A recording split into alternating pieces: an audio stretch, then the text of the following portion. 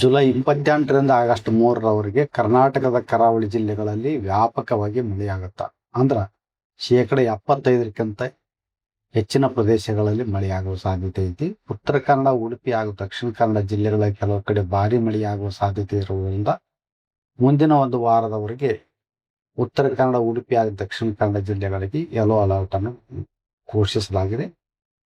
ಆದರೆ ಕರ್ನಾಟಕದ ಉತ್ತರ ಒಳನಾಡು ಹಾಗೂ ದಕ್ಷಿಣ ಒಳನಾಡಿನ ಜಿಲ್ಲೆಗಳಲ್ಲಿ ಹಗುರದಿಂದ ಸಾಧಾರಣವಾಗಿ 50%ಕ್ಕಿಂತ ಕಡಿಮೆ ಪ್ರದೇಶದಲ್ಲಿ ಮಳೆಯಾಗುವ ಸಾಧ್ಯತೆಗಳದಾವು. ಆದರೆ ಬೆಳಗಾವಿ, ಶಿವಮೊಗ್ಗ, ಚಿಕ್ಕಮಗಳೂರು, ಕೊಡಗು ಜಿಲ್ಲೆಗಳ ಕೆಲವು ಕಡೆ ಭಾರಿ ಮಳೆಯಾಗುವ ಸಾಧ್ಯತೆ ಇರುವುದರಿಂದ ಮುಂದಿನ ಒಂದು 5 ದಿನಗಳವರೆಗೆ ಈ ಜಿಲ್ಲೆಗಳಿಗೆ ಯೆಲ್ಲೋ ಅಲರ್ಟ್ ಅನ್ನು ಕೊಡಲಾಗಿದೆ. ಉಳಿದ ಜಿಲ್ಲೆಗಳಲ್ಲಿ ಹಗುರದಿಂದ ಸಾಧಾರಣವಾಗಿ ಮಾತ್ರ ಮಳೆಯಾಗುವ ಸಾಧ್ಯತೆಗಳದಾವು. ಅದು ಪೂರ್ವದ ಜಿಲ್ಲೆಗಳಲ್ಲಿ ಬೀದರು, ಕಲಬುರಗಿ, ಯಾದಗಿರಿ, ರಾಯಚೂರು, ವಿಜಯಪುರ, ಬಾಗಲಕೋಟೆ, ಕೊಪ್ಪಳ, ಬಳ್ಳಾರಿ, ವಿಜಯನಗರ, ಚಿತ್ರದುರ್ಗ, ದಾವಣಗೆರೆ, ತುಮಕೂರು, ಚಿಕ್ಕಬಳ್ಳಾಪುರ, ಬೆಂಗಳೂರು, ಕೋಲಾರ, ರಾಮನಗರ, ಮಂಡ್ಯ ಈ ಜಿಲ್ಲೆಗಳಲ್ಲಿ ಹಗುರವಾಗಿ ಮಳೆಯಾಗುವ ಸಾಧ್ಯತೆ ಅದಾವು. ಎಲ್ಲ ಕಡೆನೂ ಮಳೆ ಆಗಲ್ಲ ಈ ಜಿಲ್ಲೆಗಳಿಗೆ. ಅಂದ್ರೆ ಪೂರ್ವದ ಜಿಲ್ಲೆಗಳಲ್ಲಿ ಇನ್ನೂ ಮಳೆ ಕಡಿಮೆ ಇರುವ ಸಾಧ್ಯತೆಗಳದಾವು. ಒಂದು ಆಗಸ್ಟ್ ಮೊದಲನೇ ವಾರದಲ್ಲಿ ಮತ್ತ ಮಳೆ ಹೆಚ್ಚಿಗೆ ಆಗುವ ಸಾಧ್ಯತೆಗಳದಾವ. ಸರ್, ಜುಲೈ ತಿಂಗಳಲ್ಲಿ ಮುಂಗಾರು ಮಳೆ ನೀವು ಮೊದಲೇ ಮುನ್ಸೂಚನೆ ಕೊಟ್ಟಂಗೆ ಮುಂಗಾರು ಮಳೆ ನಿರೀಕ್ಷಿತವಾಗಿ ಬಂದಿಲ್ಲ ಸರ್. ಈಗ ಮುಂಗಾರು ಮಳೆ ಒಂದ್ ಸ್ವಲ್ಪ ಚುರುಕಾಗುವಂತ ಸಾಧ್ಯತೆಗಳು ಇದಾವ ಸರ್ ರಾಜ್ಯಾದ್ಯಂತ? ಅದ ಜುಲೈ ಕೊನೆಯ ವಾರದಲ್ಲಿ ಮಳೆ ಹೆಚ್ಚಿಗೆ ಆಗತ್ತಂತ ಹೇಳಿದ್ವಿ. ಆದ್ರೆ ಜುಲೈ ಕೊನೆಯ ವಾರದಲ್ಲಿ ಮಳೆ ಹೆಚ್ಚಿಗೆ ಆಯ್ತು. ಆದ್ರೆ ಅದು ಮುಖ್ಯವಾಗಿ ಬೆಳಗಾವಿ, ಧಾರವಾಡ, ವಿಜಯಪುರ, ಬಾಗಲಕೋಟೆ, ಉತ್ತರ ಕನ್ನಡ, ಉಡುಪಿ, ದಕ್ಷಿಣ ಕನ್ನಡ, ಶಿವಮೊಗ್ಗ, ಚಿಕ್ಕಮಗಳೂರು, ಕೊಡಗು ಈ ಜಿಲ್ಲೆಗಳಲ್ಲಿ ಉತ್ತಮವಾಗಿ ಮಳೆಯಾಯಿತು. ಆದ್ರೆ ಪೂರ್ವದ ಜಿಲ್ಲೆಗಳಲ್ಲಿ ಅಷ್ಟೊಂದು ಏನು ಮಳೆ ತರಲಿಲ್ಲ. ಆದ್ರೆ ಹಗುರವಾಗಿ ಮಳೆಯಾಯಿತು. ಮತ್ತು ಆಗಸ್ಟ್ ಒಂದು ಮೊದಲನೇ ವಾರದಲ್ಲಿ ಮತ್ತೆ ಮಳೆ ಹೆಚ್ಚಿಗೆ ಆಗುವ ಸಾಧ್ಯತೆಗಳದ. ಸರ್, ಮುಂದಿನ ಒಂದು ವಾರಗಳ ಕಾಲ ಆರೆಂಜ್ ಅಲರ್ಟ್ ಎಲ್ಲೆಲ್ಲಿದೆ ಮತ್ತೆ ರೆಡ್ ಅಲರ್ಟ್ ಏನಾದ್ರು ಆಗುವಂತ ಸಿಚುವೇಶನ್ ಇದೆಯಾ ಸರ್? ಅಂದ್ರೆ ಉತ್ತರ ಕನ್ನಡ, ಉಡುಪಿ, ದಕ್ಷಿಣ ಕನ್ನಡ, ಬೆಳಗಾವಿ, ಶಿವಮೊಗ್ಗ, ಚಿಕ್ಕಮಗಳೂರು, ಕೊಡಗು ಜಿಲ್ಲೆಗಳಿಗೆ ಯೆಲ್ಲೋ ಅಲರ್ಟ್ ಅನ್ನು ಕೊಡಲಾಗಿದೆ ಮುಂದಿನ ಒಂದು ವಾರದವರೆಗೆ. ಉಳಿದ ಜಿಲ್ಲೆಗಳಿಗೆ ಯಾವುದೇ ಅಲರ್ಟ್ ಇರುವುದಿಲ್ಲ. ಆದರೆ ಗಾಳಿಯ ವೇಗ ಕರ್ನಾಟಕ ರಾಜ್ಯಾದ್ಯಂತ ಪ್ರತಿ ಗಂಟೆಗೆ 30ರಿಂದ 40 ಕಿಲೋಮೀಟರ್ ಇರುವ ಸಾಧ್ಯತೆಗಳದಾವ.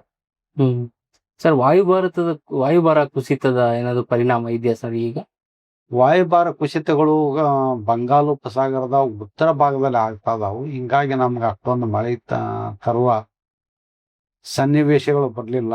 ಹಿಂಗಾಗಿ ಅಲ್ಲಿ ವೆಸ್ಟ್ ಬೆಂಗಾಲು, ಒರಿಸ್ಸಾ, ಛತ್ತೀಸ್ಗಢ, ಮಧ್ಯಪ್ರದೇಶ ಆ ಕಡೆ ಚೆನ್ನಾಗಿ ಮಳೆ ಆಯಿತು. ಆದರೆ ನಮ್ಮ ಕರ್ನಾಟಕದಲ್ಲಿ ಅಷ್ಟೊಂದು ಮಳೆ ತರುವಂಥ ಯಾವುದೇ ಸಿನಾಪ್ಟಿಕ್ ಕಂಡೀಷನ್ಸ್ ಫಾರ್ಮ್ ಆಗಲಿಲ್ಲ.